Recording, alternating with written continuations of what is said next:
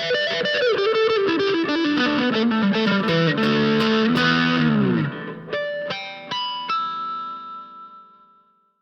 right, here we go.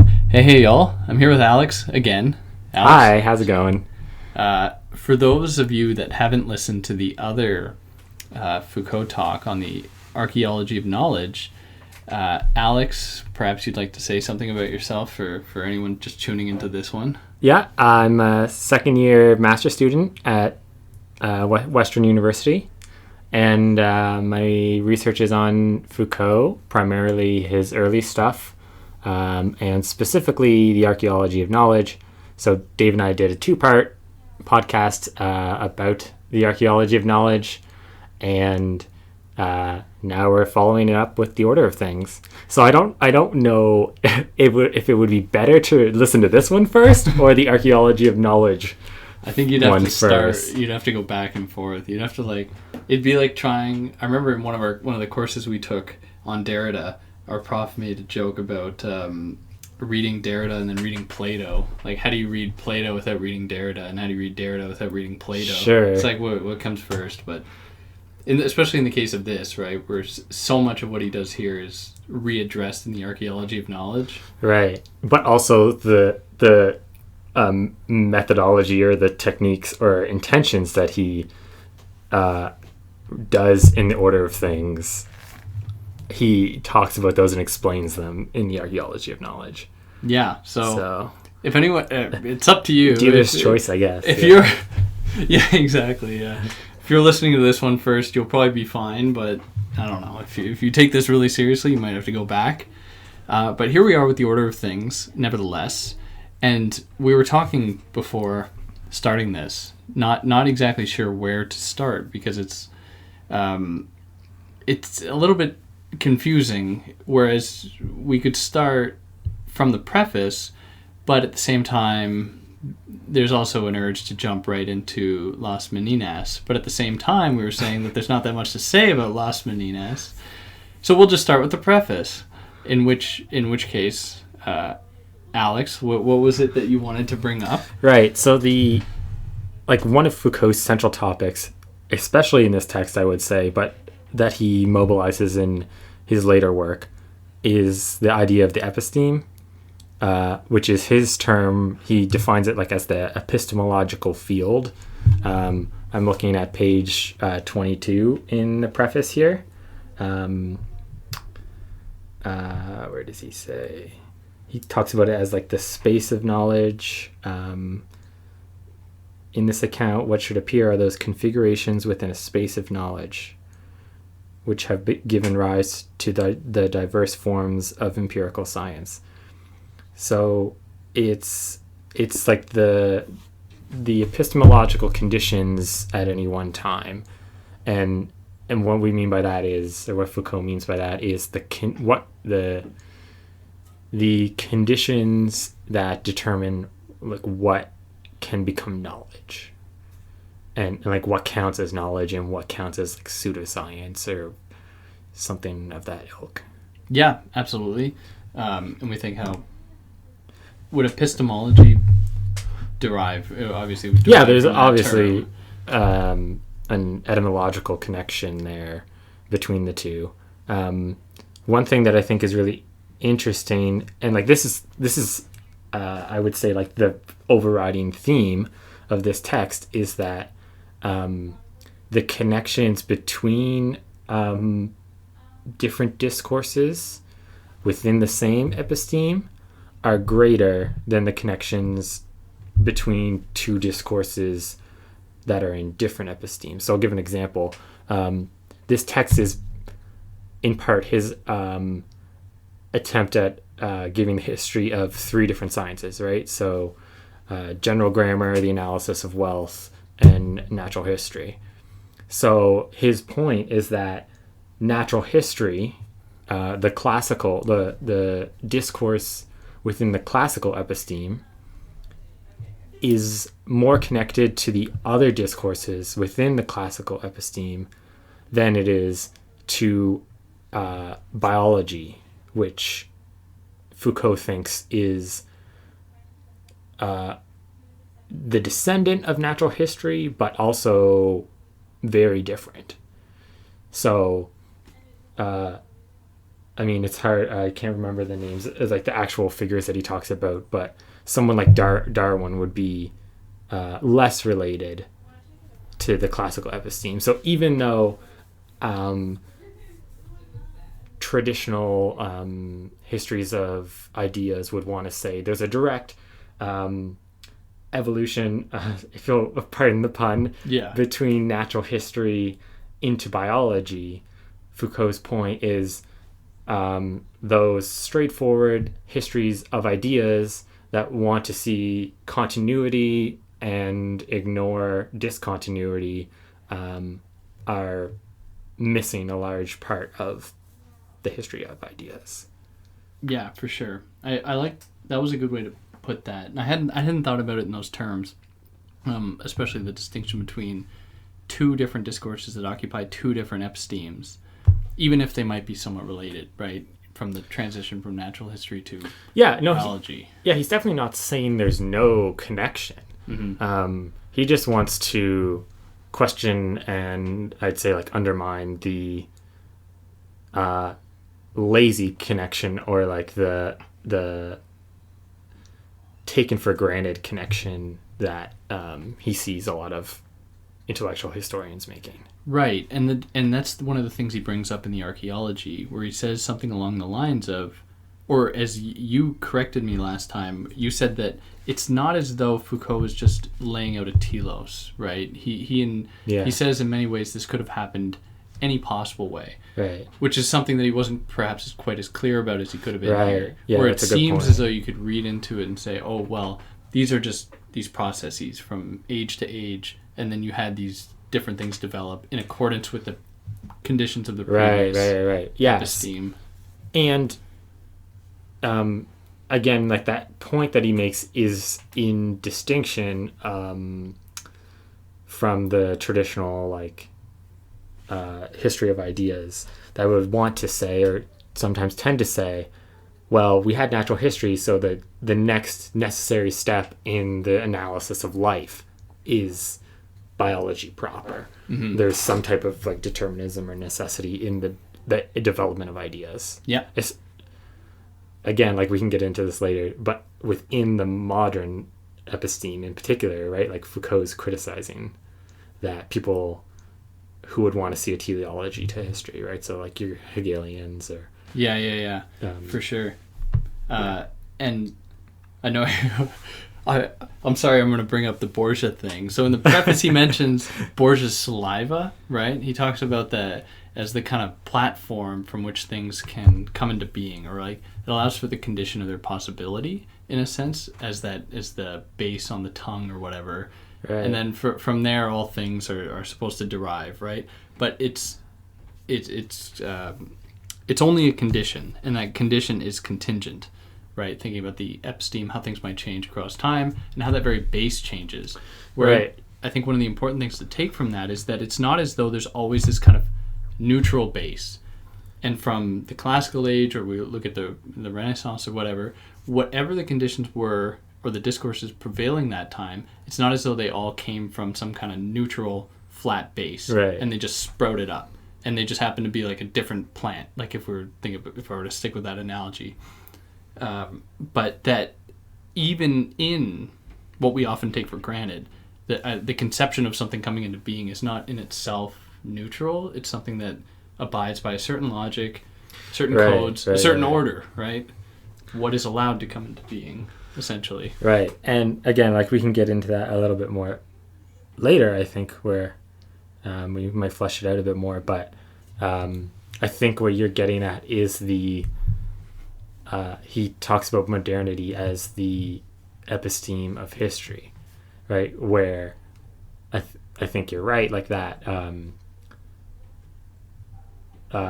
History really is the mode through which all things are viewed, right? So like, a thing is nothing more than what its history is. Yeah. Or something like that. And even that idea, right? Thinking about things in terms of history, as you just said. So like you could contrast it with like Aristotelian metaphysics, right? Where like Right.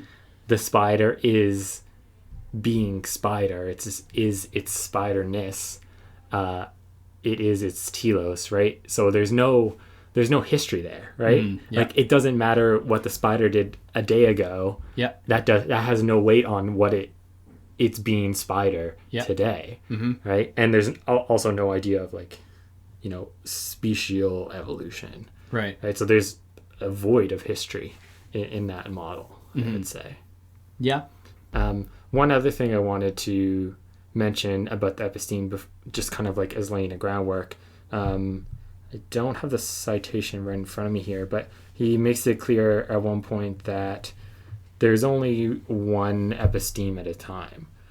So it's really like a macro level that determines the types of discourses that can be created or can be had. Yeah. I have some problems with this, but we'll bring this up Right, later. right. There's a lot that he's not clear about, right? Yeah. Or like just like doesn't address. Yeah. So you wanted to talk about Las Meninas? Yeah, for sure. I was just looking here in the preface though, but like not to take this up, just how he says that, he just says in the preface how man is a contemporary invention, or it's a new invention, and that's how he ends the book. Like, right, that's the. I wish I could write like this. That's the real hook. Full circle. That's the real hook. I think that when he was writing this, he's like, "This is what's going to move books." Yeah, right. Is saying that man's a recent invention. Yeah. Which is like, kind of what the book's about, but. Yeah, it takes on like 1,000 other things. Yeah, as well. Yeah, exactly. It's a bit theatrical to state it like that, I think. Yeah. That's only part of what he's talking about in the book. Uh-huh. So, yeah, Las Meninas. How do you pronounce it? Meninas? That's how I've been saying it. Yeah. No, well, in French, it's Les Suivantes, which I don't know what the significance of that would be. It'd be interesting because that means like the next, or what is to come next. Oh, that's a lot better then, right? Which I think there's some. See, I don't know what Meninas means, but it It's probably like- means the it's exact like, same thing. Just like an attendant, like what's the right word? I want to say like chambermaid, but that's not quite right. I think that's Right. what it is. That would make sense in the It's like context. I think it's like in the painting, the princess has all these attendants around her, right? Yeah. So I think that's what it means. Wow. Or I think that's what the title is. See, I should have looked that gesturing up towards. before I read all this. That would have given me a different lens, or I would have had a different lens to read it with, if that was what we were getting at. But for those of you listening now, you better bring it up on Google or something. The Right. imaging, if you don't know There's what it a lot looks going like. on there. Yeah, it's an interesting image. I would put it up on here, but I don't want copyright to poop on me. Right. So what is Las Meninas, Alex? What is it doing to us? Well, maybe I'll give like a 2-second description of it because we're working in an audio format. So it's painting, and on the left side there is a big canvas. We see the painter who's kind of stepped back from the canvas, looking directly at us, the viewer. In the foreground, in the center, and on the right, there's the royal princess. There's a bunch of attendants. In the center, at the back, there's an open door with some type of gentleman looking through the door, looking straight at the viewer. And then also near the center back, there's a mirror in which we see what is the royal couple, the king and queen, in the position where the viewer is. Right. Which is not clear immediately, and that's something that he clarifies as far as the mirror goes, right? Because Not on first clear. glance, it might look like just another portrait on the wall. Right. I think that you have to bring some context to this to know that it's the king and queen, I think. Right? Which would have been clear the time the painting was painted. Right. Right? But is not necessarily evident to a contemporary viewer. Mm-hmm. Where did we go from here? There's so many things. Where do we to go say. from here? What, their gaze or their... Well, it implicates us in a certain way. Because... so can I ask you this? Yeah. Sorry, I don't want to cut you off. No, please do. why this painting? Yeah. No, I didn't want to bring that down. I have the answer, or I think he gives us the answer. He says at one point, again, he gives a plethora of other, like Don Quixote, right? That serves his purposes like much better as far as like a literary type artsy example goes. Right. But I don't like. Okay. What is the answer? What is he? Why is he doing this to us? Let me find the exact page where he says this. Oh, I can't even find it. But he says it represents representation. Right? The subject matter is representation itself, which is the character of the classical episteme. Right. That's the defining mode in which that episteme operates. Yeah. And so, that makes sense. I guess if you're having something being drawn in a portrait, right? There so you go. It's not like a regular portrait where the you just have a portrait of an individual. Yeah. Right.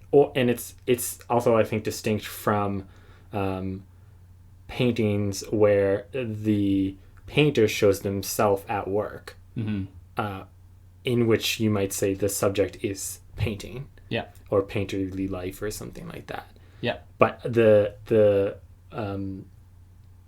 varying types of representation and viewing that happen in this painting, I think, make it distinct in that way. Right. And yeah, absolutely. In that way, it's rather mysterious because of all the people in the image, there are 9 people in the image and a dog. Of those 9 people, 1, 2, 3, 4, plus 5 have their gaze fixed towards us or to fix towards the royal couple, right? But of the other people, every single other one has their face cocked to one direction or other, looking at the other person, looking or something, in a sense. So what you get is this very circular effect, right? Yeah, I mean, he goes into it and like draws X's between based on people's eye lines and stuff like that. I don't know enough about art history or like art analysis to comment on any of that and like how valuable of a critique or analysis that is. Yeah, the Fibonacci sequence type thing is as far as the Mona Lisa goes. I mean, like the golden ratio, the technical aspect behind the art stuff. No, I'm with you there. Right. I don't know enough of that, but there are a lot of intersections that he really focuses on, like as far as the intersection or the cross between the canvas and the guy standing at the back through the door, and then of the gaze of the people on the right, and then the mirror, and how there's that like they intersect right in the center of the canvas or something. Yeah, but he spent that makes sense for this to be a painting or a portrait about representation. I get it. But he spends so much time focusing on all this other stuff as well. He focuses on, the fact that they're royalty.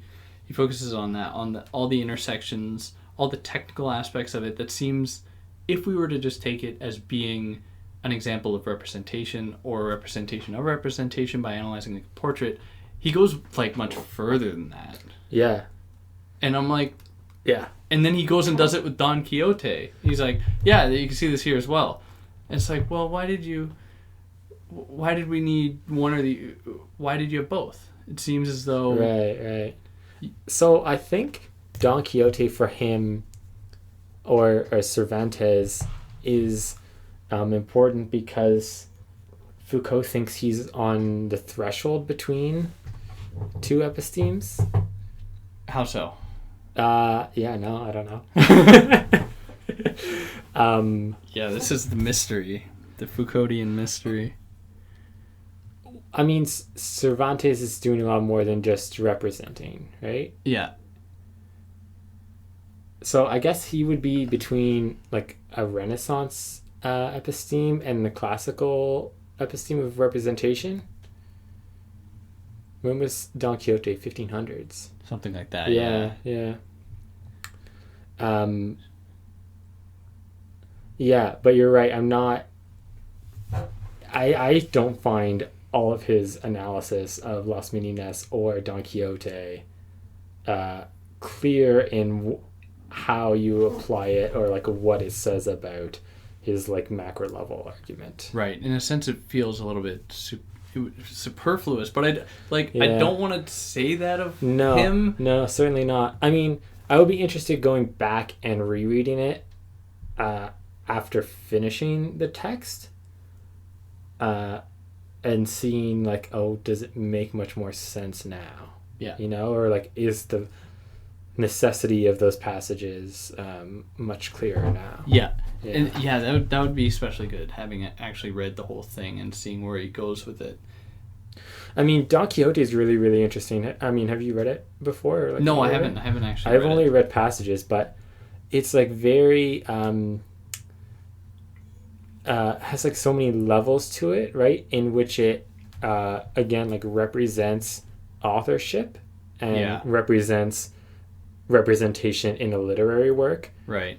right? So like if I remember correctly, like it opens with a character who is the author of Don Quixote saying to his friend, like, I don't have citations for this. And his friend's like, oh, just make them up. Mm-hmm. And then he goes and finds a translation and like, tries to track down a translator. And like there's all these different levels of representation happening. Again, it's not just a straightforward representation of Don Quixote. Right. So you might make a similar argument that it's another representation of representing. Yeah. And that I guess in a sense then the method he mobilizes when thinking about Las Meninas can also be valuable.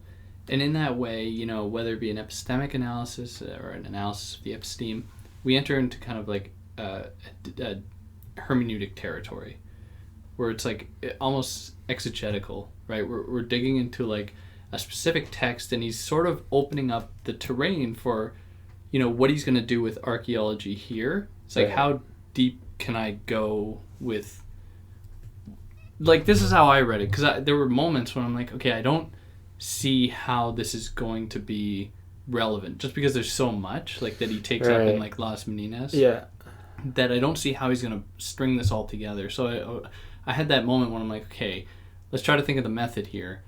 And then, of course, after this, you know, he starts to think about archaeology and hermeneutics or whatever. So those long, seemingly or like maybe seemingly superfluous examinations, like, is that just him doing the archaeological work on a particular text? Right? Yeah.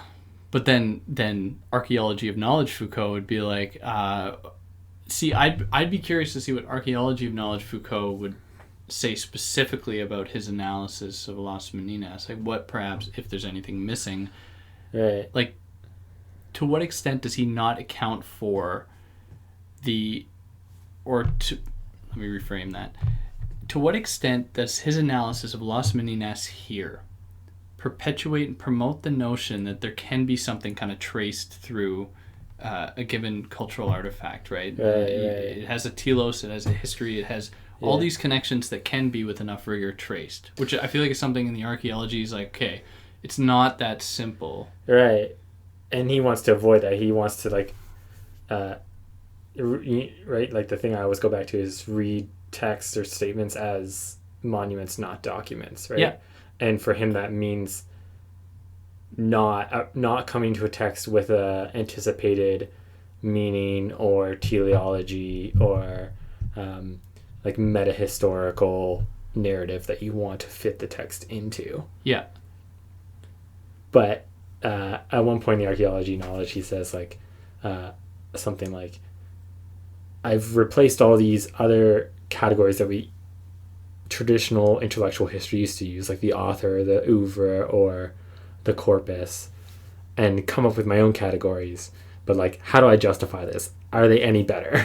Yeah. Basically, right? Yeah. Like, do they actually do something novel or better in some way? Right.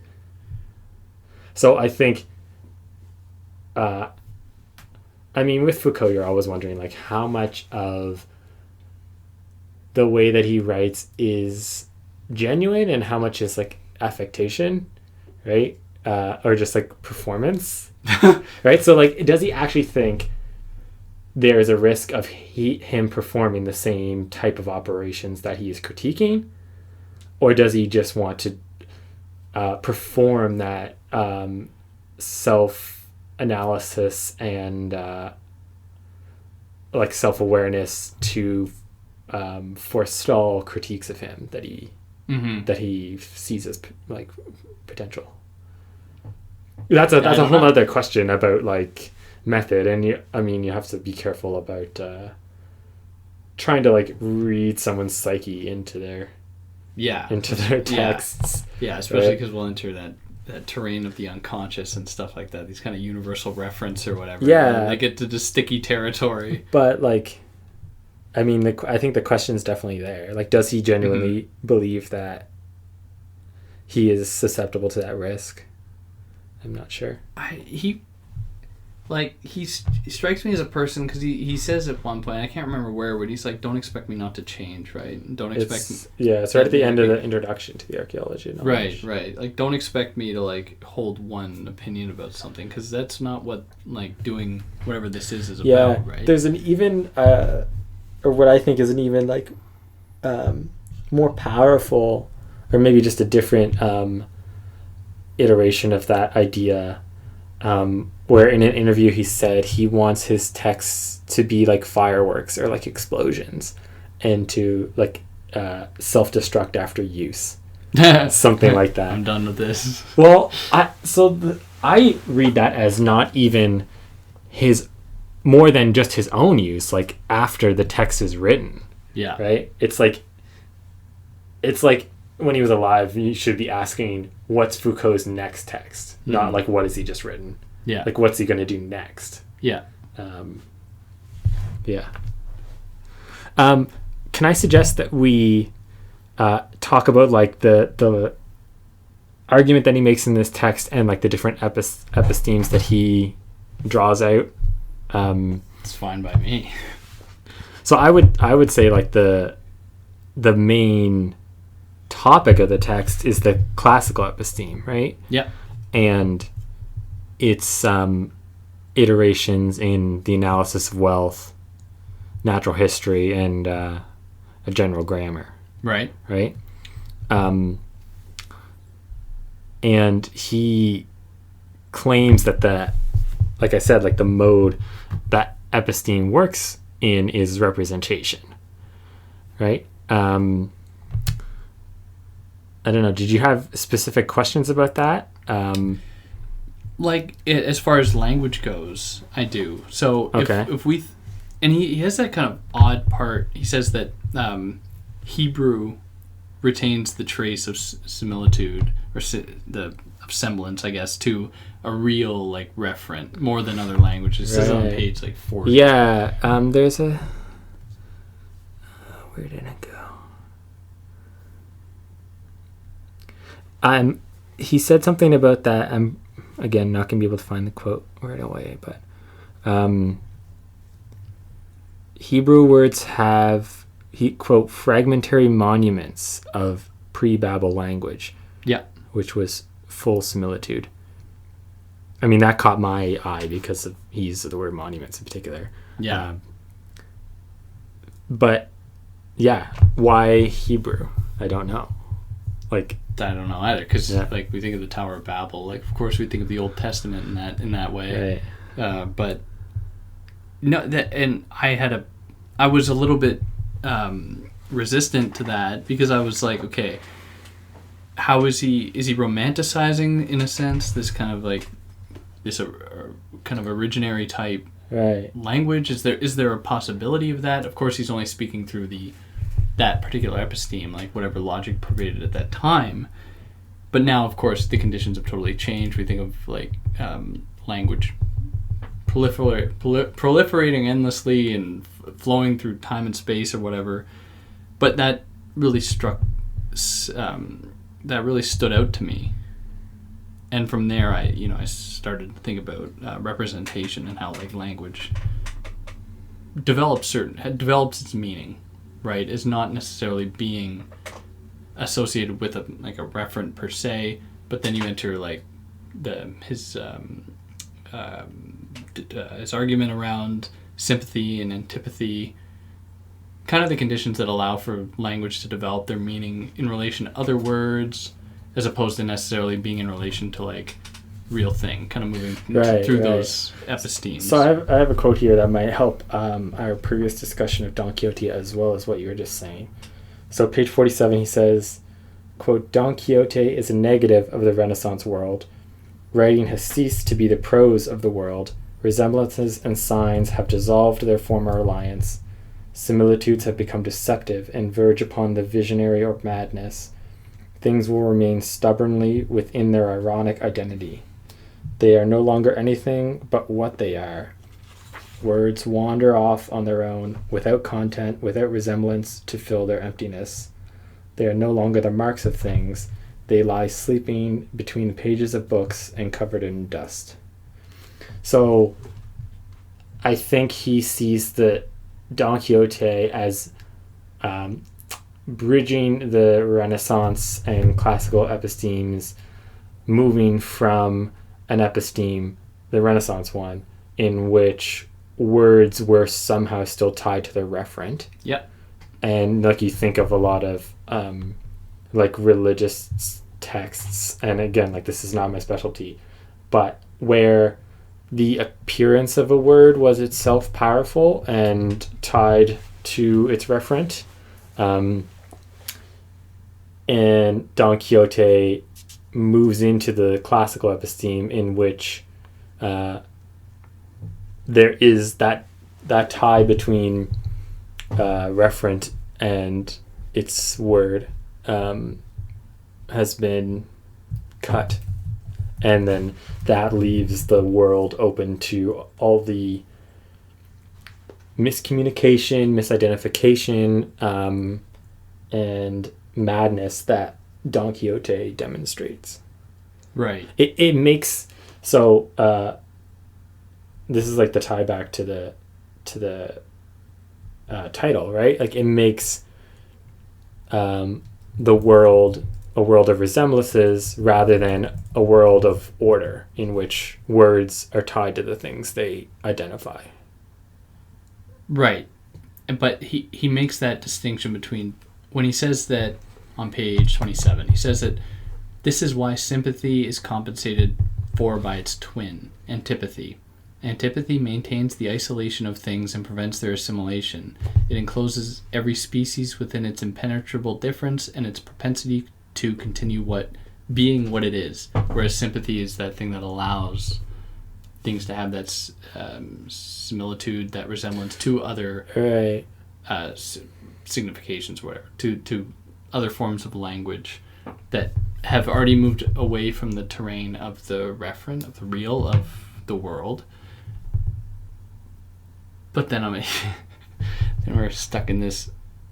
So okay, he says that there's almost like that this almost occurs naturally. Like this is something that pops in.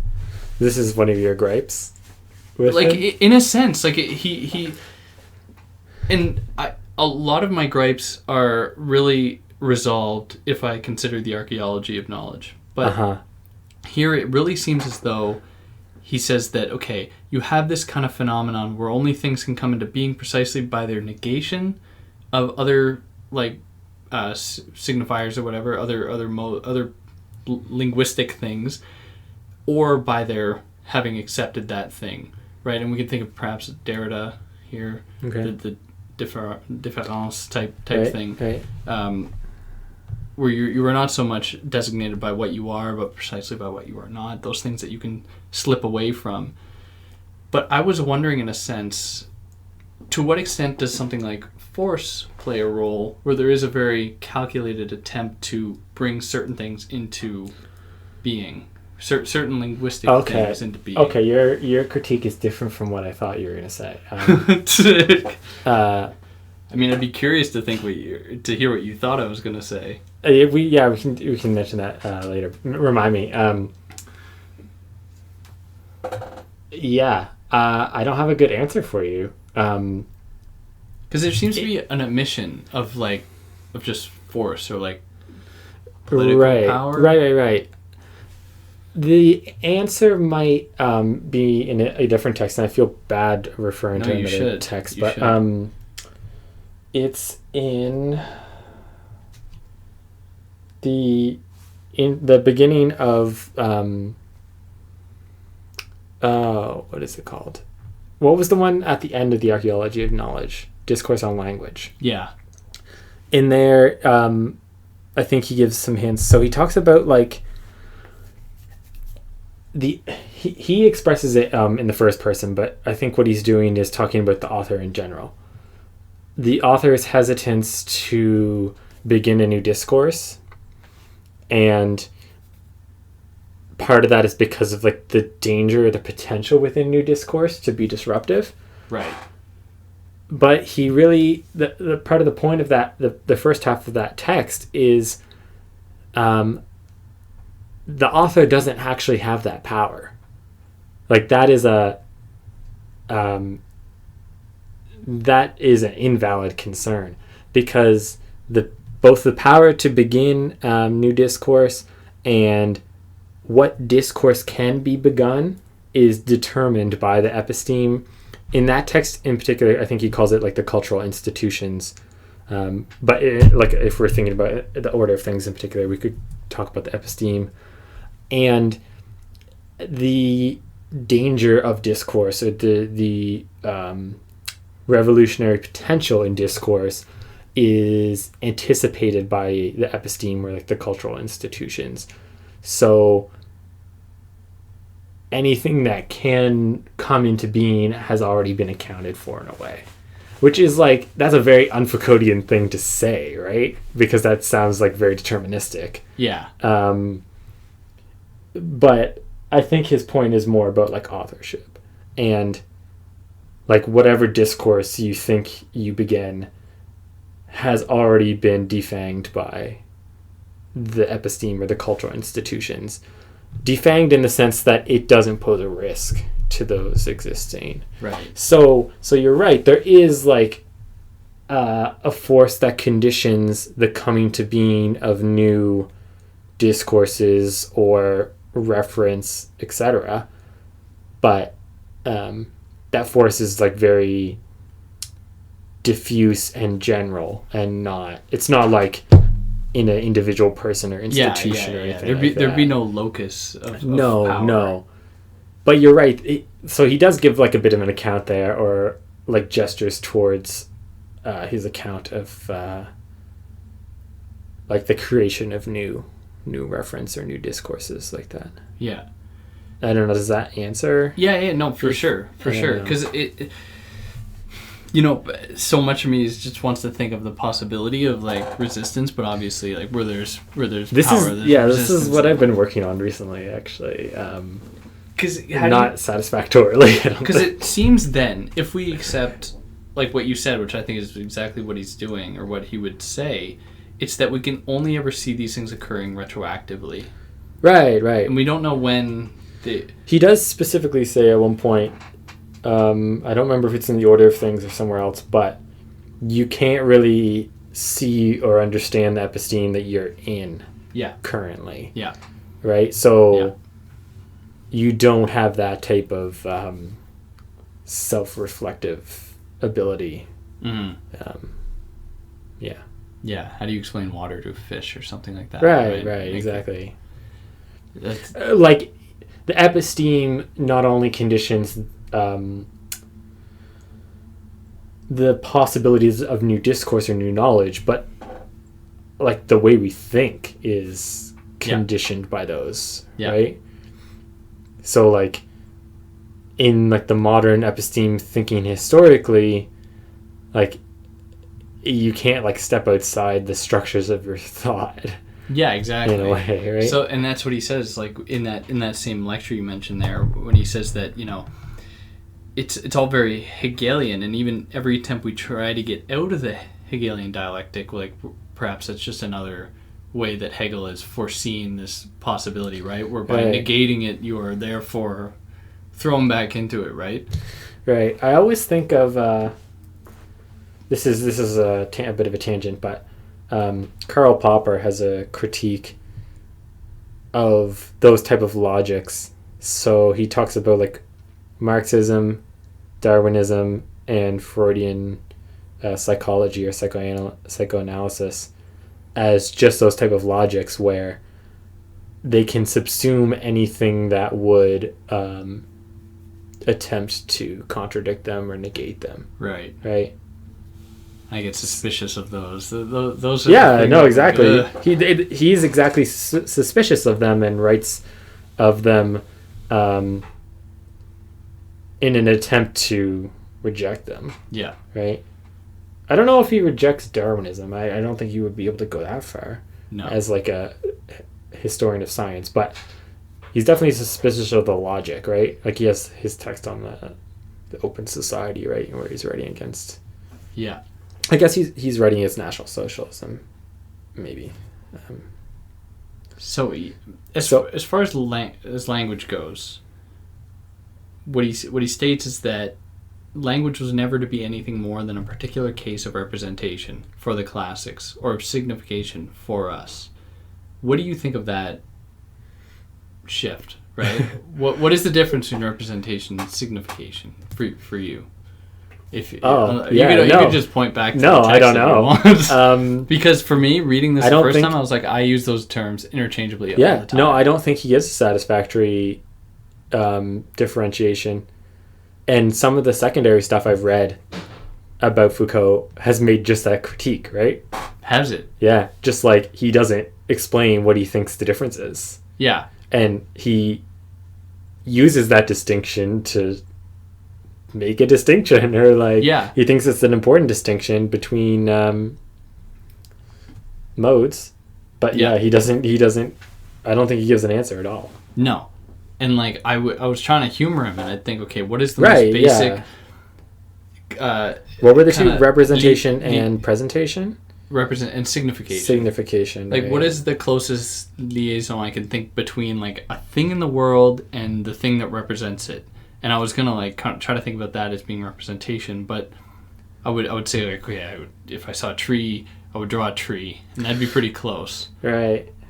But then signification, that's a sign. Same thing. Yeah, I was gonna say maybe signification allows like a greater level of abstraction, right? So like a chemical atomic number or something, or like an atomic like on the periodic table of elements. Yeah. As like signification, but not representation. Yeah. Like there's that doesn't represent AU doesn't represent gold. It signifies gold, but it doesn't attempt to create a likeness. Yeah. See. Whereas the image of something, the drawing of a tree, would. Yeah. But I don't know. I'm not sold on that. No, but I don't know. Then we enter into the whole like this is a little further on. When we think of taxonomia or math thesis, right? Yeah. Where it's like, okay, well, then what? How does thinking about things in terms of like trees, or all trees in terms of the term tree that is supposed to represent trees, but trees vary so widely between different species of trees that it seems almost absurd to say that like, okay, tree is all things that grow out like above 5 feet out of the ground. Like it seems odd to then say that. So it seems like in a sense we've gone into this kind of hyper representation, even though he says we're into signification or whatever. Like it seems like we've simplified things to a max, right? Especially if we consider the different taxonomic type brackets or whatever that we've discovered through the age there. Oh my god. The Linnaeus or whatever. Linnaeus, right? Linnaeus stage. Natural history. Oh god. It seems odd that we'd still. So, and this is another thing. I'm like, okay, to what extent, Foucault, are we to actually take what you say, like consider it and be like, oh, this is a real thing that's occurring? Because it seems to me as though there were all these attempts, in a sense, to give names to everything, to bring everything into fruition, to give it that, enter it into the taxonomic type sphere. Right. But at the same time, it's like, we like things easy, like easily digestible and whatnot. But we can put that on the back burner if you wish, because I know he addresses that to some extent. But I don't know the difference in signification and representation. Yeah. No, I would just say again that I don't think he gives a satisfactory answer at all. No. I don't know. For anyone listening, if you know the answer, please leave it in the... But those are the terms we have. I don't know what they are in French. I guess they would be the same. Yeah. But I don't know if the connotation would be different in French. What a guy. Why did he... But nah, we digress. We can, unless there's anything more you wanted to say about that. No, I don't really have any other thoughts on that in particular. You wanted to jump to specifically? I had a quote here somewhere that I thought might be helpful, but I've lost it.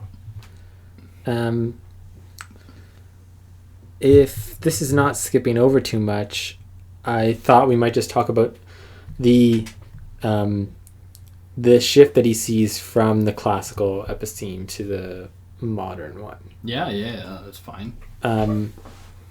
So on page 207, he says, quote, "Philology, biology, and political economy were established not in the places formerly occupied by general grammar, natural history, and the analysis of wealth, but in an area where those forms of knowledge did not exist, in the space they left blank, in the deep gaps that separated their broad theoretical segments and that were filled with the murmur of the ontological continuum. The objects of knowledge in the 19th century, or the object of knowledge in the 19th century is formed in the very place where the classical plenitude of being has fallen silent." So there's a lot there. But this is, I think this is what his sections that outline the development and history of those particular fields in the classical episteme, like this is what he's been working up to, right? Is that, and this is, we talked about this earlier, right? Where there are greater connections between the discourses in an episteme than between two discourses in separate epistemes, right? Right. So let me look back at this quote here. They did not occupy, not in the places formerly occupied by general grammar, natural history, and the analysis of wealth. So biology doesn't just supplant natural history as the new analysis of life or like the next iteration of the analysis of life. And to suggest it did would be like a straightforward, or would claim that the structure of knowledge has been the same. Yeah. Right? And just like, oh, we've got an upgrade to biology. Like we've realized that biology is historical. Yeah. Or natural history is historical, hence biology. Yeah. So not in the places formerly occupied, but in an area where those forms of knowledge did not exist, in the space they left blank. So biology is novel because it's the analysis of life as historical. So that's fundamentally different for Foucault from natural history. Yeah. Natural history was the analysis of life as representational. Right. And this corresponds to the transition from order to history. Right. Where from classical age to 19th century. Exactly. So modern. So in his terms, he says, but we must return, this is on page 238, but we must return in a little more detail to what happened at the end of the 18th and beginning of the 19th century, to that too sketchily outlined mutation of order into history, into the fundamental modification of those positivities. What page was that on? 238. Positivities which, for nearly a century and a half, had given place to so many adjacent kinds of knowledge. So, and then the representation, general grammar, natural history, or whatever. And that's the distinct, in the case of natural history, right, he says that it's not as though, or this transition did not occur when we started to imbue on nature all the elements of history, or what we think to be historical. It's rather when we started to think about history as being natural in a sense, when history being that thing that you can't question, right? Like it's just Right. there. Because order, like, and I just thought of this now, like, order seems like a very, like, a politically charged term, just to think about, authoritarianism or whatever. Like, it seems as though there's a motivation behind it, whereas, obviously that's not the case. But his use of that term is interesting, because I could, probably think of a synonym that would do the job, like just like classification or organization or anything like that. But order is interesting for me.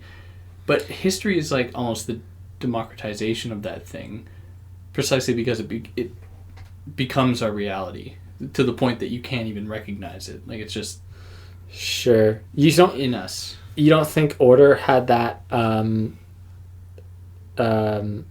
closeness in the classical era, and like now it just seems as foreign to us?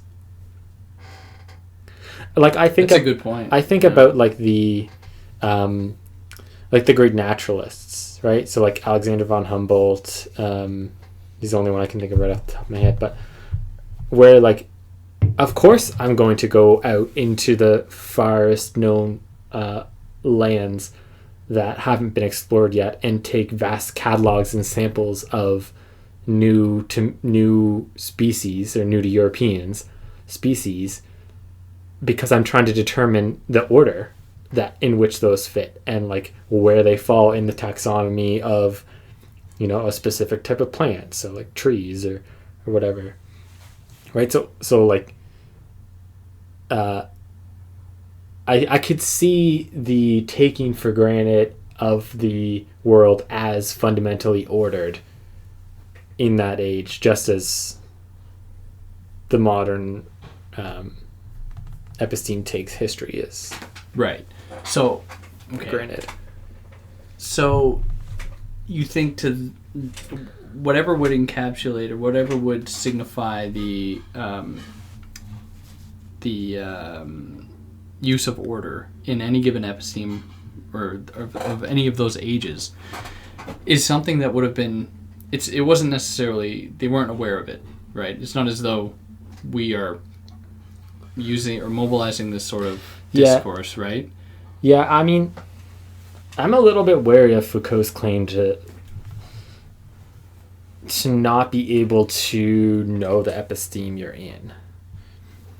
Because, like, if Velasquez didn't know that he was in the episteme of representation, then why did he paint a painting all about representation? Right. Oh, right? That's interesting, yeah. I think there's maybe a middle ground there, right? Where, like, you can know the representation is really important in your contemporary moment. Yeah. But you might not know it's the condition of the whole episteme, right? Or like you might not have the breadth of sight to see that is like the general mode of knowledge. Yeah. And okay, that's really interesting, because that makes me think that, okay, and the Marxists might rip their hair out if what I'm about to say, but if we measure one's, because I'm kind of with you there. I don't think that it's just necessarily simply like trying to explain water to a fish, right? Yeah. I think there is something of a cultural logic that seeps in to one's consciousness, right? And I think if we measure, or we don't measure, but there are certain indicators that point to that. And it'd be difficult to say whether or not Velasquez was cognizant of it. If he was like, I am in representation. Right. But right. I don't think it necessarily needs to come out in that form. So the way I would understand it is by the fact that existed and it came to stand in for a whole slew of, or a whole age is not something to ignore. But then everything else that existed at that time, right? So things that didn't necessarily subscribe by that. So I find it interesting because Foucault is like, quick to say there was that age and it had all these different characteristics, and I would almost agree with him. But at the same time, we think of what was necessarily excluded. Right. So, like, to what extent does every discourse within an episteme adhere to the episteme's mode of knowing. Yeah. Like, is every discourse within the classical age a discourse of representation? Yeah, and to or what like extent? By representation. To what extent does it require cognizance, like very consciously, Right. of a thing to throw Foucault's project out of whack? Right? Of there to have been someone. That's I don't think it requires like self-consciousness in how you do your discourse for Foucault. But in how you're able to match a certain culture, a certain age, Yeah, or I don't think that.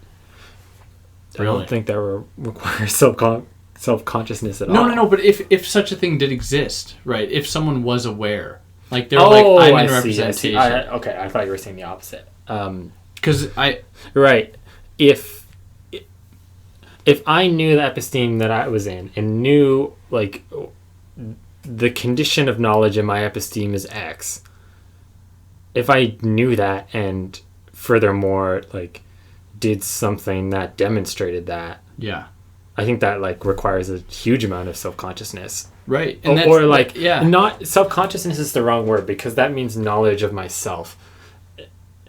Yeah, For sure. Foucault, it means knowledge of your whole era. Yeah, the water around you. But precisely by the fact that there are haves and have-nots, I think points to that, where it seems as though there are examples of people that somehow are closer to that. So you mean have, like Velasquez is a have, like he has the knowledge of representation? And this is where perhaps I'd get the Marxists would rip their hair out or something like this, disavowing the kind of lower classes or whatever. But I don't know. Like I thought what you were saying is, like I said earlier, like, does everything fit and adhere to the episteme? And I think like Foucault's point is just that it has to, in order to exist as knowledge. So maybe you could point to something like alchemy or like witchcraft as something that does not fit in the episteme in which it exists. Yeah. Right? So you think of like alchemy practices in I think they would still be around in the classical age, if dying out, where like the symbol you use for an element is connected to the element itself. Right. So there is still that link, like the Renaissance link, between sign and signified. Mm-hmm. And I think, I mean, maybe this would be an interesting thing to attempt to trace the development of, like, you could just pick alchemy from a science, or like what counted as knowledge and as scientific, and how the change in episteme shifted that out of the realm of what counted as knowledge into pseudoscience, or right. So like it's like a vestige of the past episteme. Yeah. But that then serves a certain function if we were to stick with that kind of Hegelianism thesis, where that serves a certain role, even if it is in opposition to that, a given system or whatever. It's that kind of, it's the antithesis, right? That the system ultimately would subsume or then is then used as like to propel history or whatever, to keep things moving or whatever, precisely as a condition for the realization of your thesis, right? How do you designate thesis? Like, unless we hit the end of history, but I don't know if we're there yet. Yeah. We're past it. Yeah, history's gone. History ended in 1989, 1992? 1992. For Baudrillard, it was probably like the year 2000 or something. I wanted to talk a little bit more about the shift from the classical episteme to the modern one, if we could. There's just a couple of things here I'd want to say. We should stop there just because sure. we're at our hour mark, so we can. All right. We'll cut this one off. Sounds good. I won't give the whole spiel. You know what to do. But tune in for the next one. It'll come up again soon. All right. Thanks, y'all.